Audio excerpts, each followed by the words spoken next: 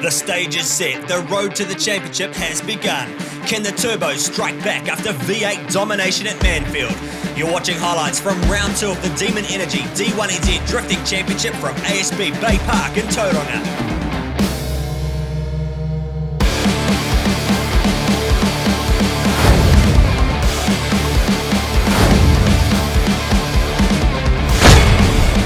Well, for the first time, D1NZ brings its highly popular night show to the Bay of Plenty, but the opening day of competition was nothing but rain and dangerous driving conditions, putting an end to day 1 with series officials opting to move qualifying to day 2, a decision backed up by teams and drivers in pit lane. Really awesome to be back here. Yesterday was shocking with the weather. No one got any consistent runs in, so I'm pretty stoked that they've moved the qualifying to today. It gives everyone a level playing field, in the dry, so it's a good thing, I think. With a dry track for day 2, drivers upped their game as better grip levels produced faster laps, some drivers pushing the limits. Current defending champion Darren Kelly was looking to improve his title defence at Baypark after damage to his steering setup knocked him out of the top 8 against Colt Armstrong at round 1. Unfortunate, unlucky for us, but we still finished in 5th place, so it keeps us in the championship, so we'll just have to push hard here and try to get on the podium. There was a big focus on the local stars for round 2. Team D1NZ were hot favourites after a strong performance at Manfield. Drew Donovan ready to take on the rest of the season. Yeah, round 1 was pretty awesome round for us. Dodie and I qualifying in 4th and 5th, so coming away with just that qualifying result was pretty amazing. And then to follow it up with finishing in 4th place was an epic way to start the season. There was plenty of international exposure for Baypark, with American Formula D pro driver Ryan Turek making his competition debut in D1NZ, piloting the Toyota's Galore GT86, a competition guest car built by the series. Hey, this is an amazing venue here at Baypark. D1 New Zealand's doing a great job. The fans can see all the action. The track isn't necessarily huge, but it's just fast enough and really tight enough, and there's walls everywhere, so it makes it really exciting for the fans to watch. While the fresh build still needed development, it proved to be a competitive setup, though it seems Ryan was still not 100% confident with adapting to the right-hand side of the car. I'm trying to set up the car as I go through practice and qualifying to get it comfortable for me to be good enough to compete in. Also, it's a right-hand drive, and my left hand doesn't shift the way I want it to for some reason, so it's it's a bit of a handicap. The car's set up enough to have a blast out there, lay down some smoke, and put on a great show for the fans. Hometown hero Colt Armstrong was keen to go back-to-back after taking out the round win at Baypark last season. A 3rd place finish at round 1 giving him plenty of confidence heading into the concrete jungle. Feels real good out there. Track's starting to get some good grip. Now everyone's starting to lay a line. So we're just really trying to get that exactly what the judges wanted, which is those outside clips running a real smooth line. So it's feeling good. Happy that we're back out here and in front of my hometown, which is good. Taking a look at the track rundown, it's a short, tight and technical course utilising the Speedway car park at ASB Baypark Arena. Lined with concrete blocks, there's little room for error with cars reaching up to 100 kilometres an hour on entry. 4 outside clipping areas make up the course with points split in half across 2 sectors. The man who drew first blood in qualifying was none other than Ryan Turek, holding provisional pole for much of the first half, eventually dropping back into 7th, young gun Nico Reed slotting into 6th place.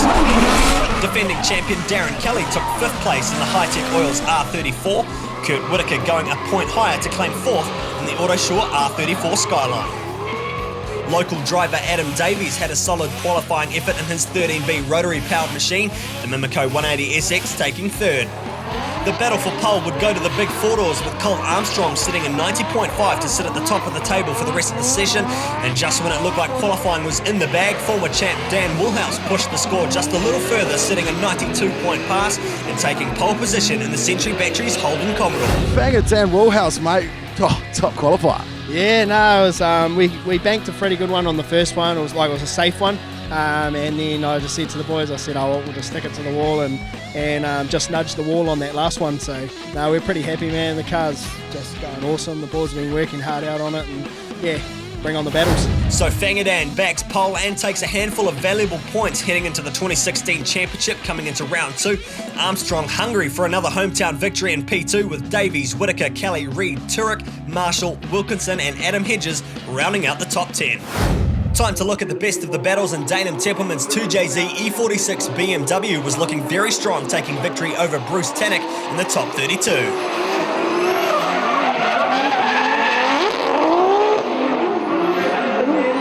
a brand new car for the season, Dainham looked to be settling in at round 2, again taking a winning lead run over defending champion Darren Kelly.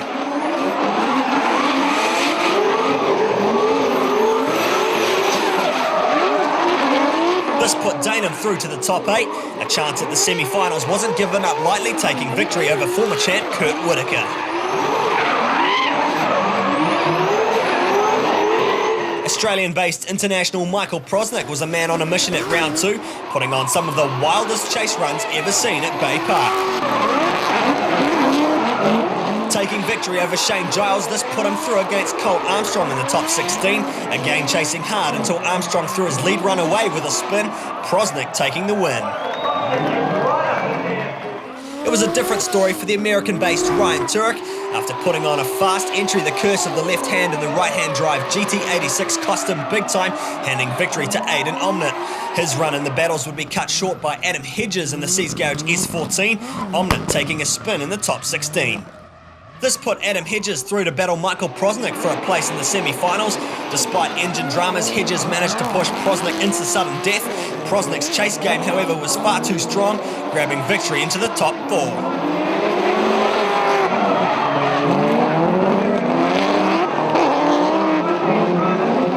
Team HEJ's Tom Marshall had a good start to the battles, defeating Troy Jenkins in the top 16. It was on for young and old in the top 8, going up against former champion Fangadan. Marshall grabbing the win after the Century Batteries Commodore bounced off the wall.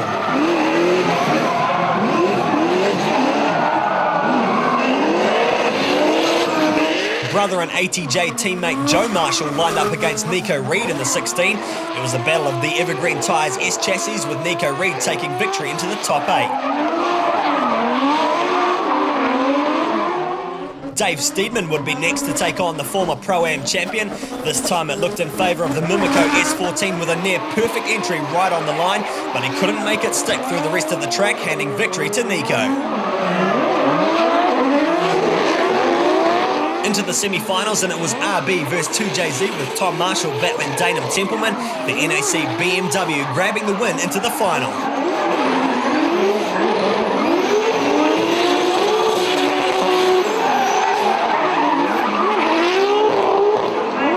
On the flip side, Nico Reed took on Australian Michael Prosnick.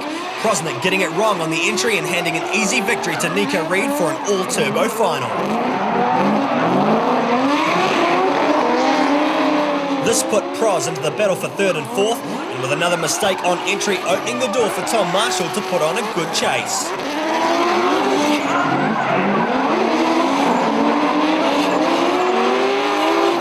The battle went OMT with mistakes from both drivers, but it was all over in the first lap of the rerun, with Prosnick again unable to carry the strong form he had earlier in the evening, tagging the wall and ending his night with a burnout. Tom Marshall taking his first ever Pro Class podium in 3rd place.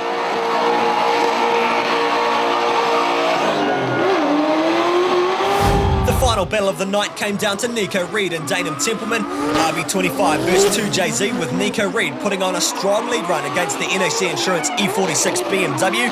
Dainham Templeman dropping 2 wheels off track.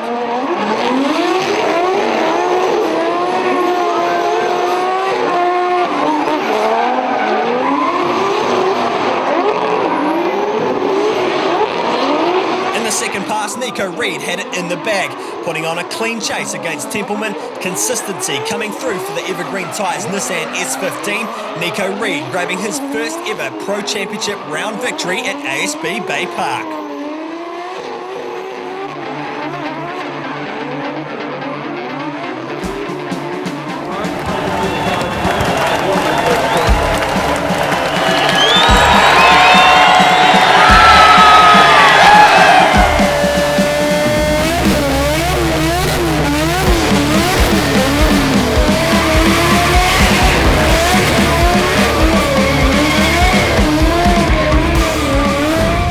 How does it feel? Your first ever win in the Pro Championship. Yeah, it feels great to stand on that top step. First time ever standing there. To all my sponsors and family there.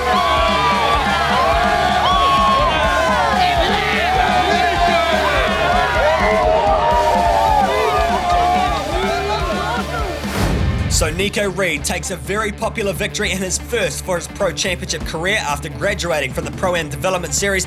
Danum Templeman in second, the first podium for the new car, and Tom Marshall also grabbing his first ever Pro Class podium in third. The championship points get a bit of a shake-up with the turbos dominating round 2. Dan Woolhouse, though, still holds on to the lead in his V8 with 166 from Kurt Whitaker, with Nico Reed jumping up into third. Stay tuned for more as we bring you highlights from round 3 of the series at Bruce McLaren Motorsport Park in Taupo.